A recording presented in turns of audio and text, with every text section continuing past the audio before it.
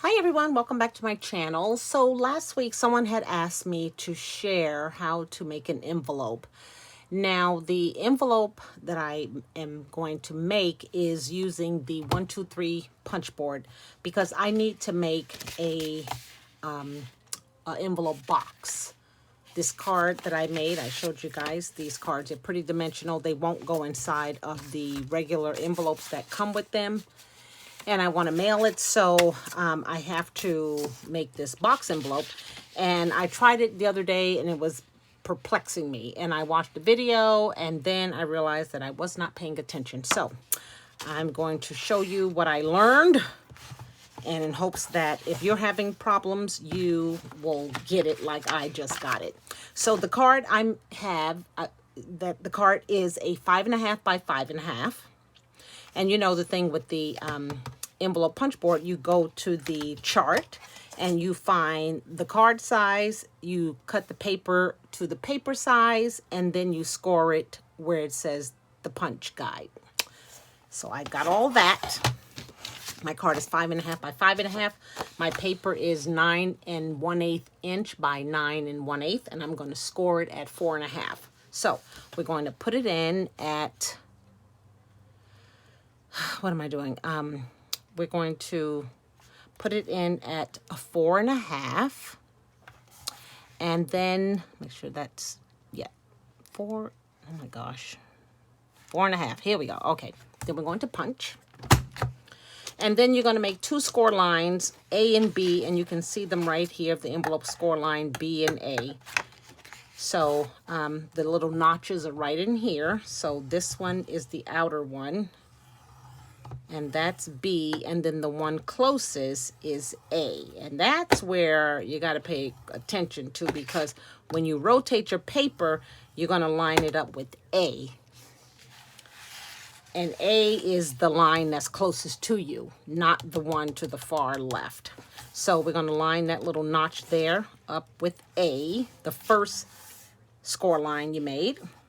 Just get this, I'll fix that. And then we're going to punch again, and then we're going to go into the first groove, which is A, and then we're going to go into the second one, which is a B. And I don't know what this this little scorer here is not behaving itself. It's going off track, but anyway.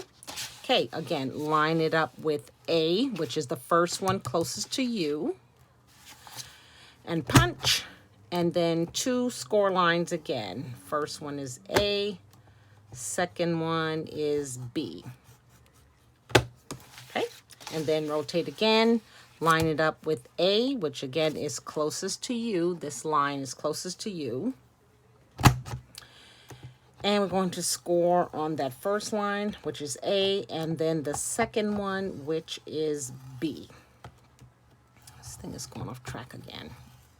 Okay, so then we're going to get these pointy corners out of here. So we're just going to stick it in. The left side rounds the corners for the envelope. The right side does the corners for the box. I've learned that too. So we're just going to punch all these. I don't like pointy corners on the envelopes. Okay, and then here. Okay, so now this is ready. Let's move this out the way. Clean this little mess up. Okay, so now this is what we have, our 9 1/8 piece. So I'm going to fold all my score lines down.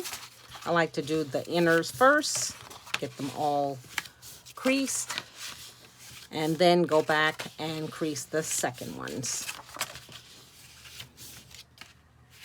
And anytime I make a box, I always use or envelope, I always, especially when I'm learning, use a scratch piece of paper first, because I don't want to go through a whole paper pad of cardstock because I can't figure out and I can't read directions. And that was the case with me. I was not reading directions. So, okay, so now you have all of your score lines folded. And then it's time to put this together. Now, I learned a tip from Jennifer McGuire.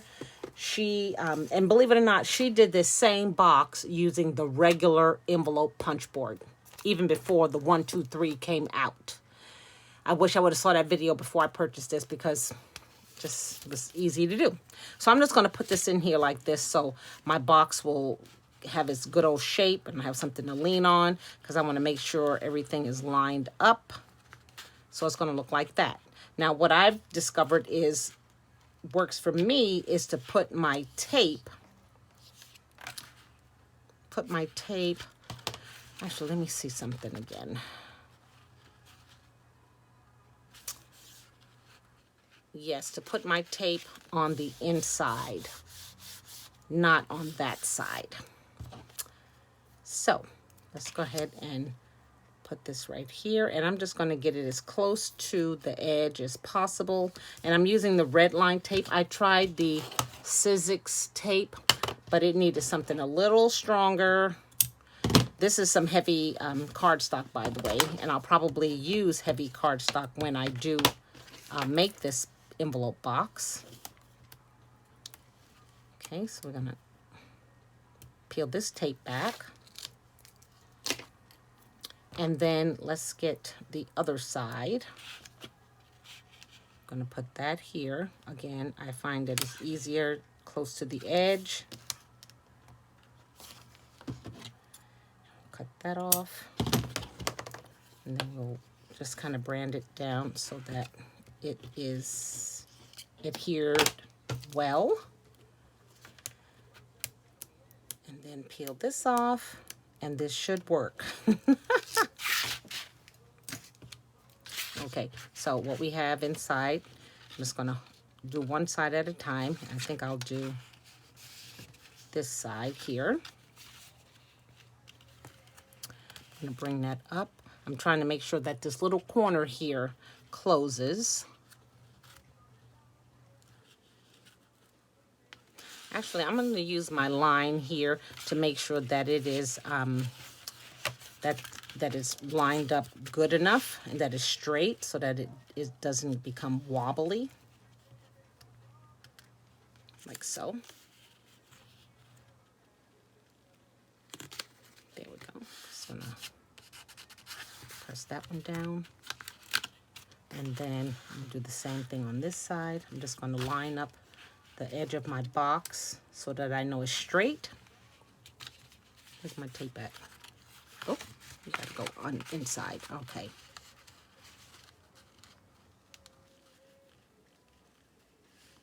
Okay, I'm gonna press that down. And it's good to have something in there because then you have something to press it on so that it stays. And like I said, red line doesn't mess around. Once it's in there, it's in there. So now I can take this out and then close that like that, whatever tape you're going to use, final, and then you have a perfect envelope box for your dimensional card. So glad I figured that out. So it's as simple as that. I think the trick is really reading those directions and making sure you understand, because I was just reading it. I wasn't comprehending it, and then I saw what I was doing wrong. I wasn't scoring on line A, which is the line, score line closest to you.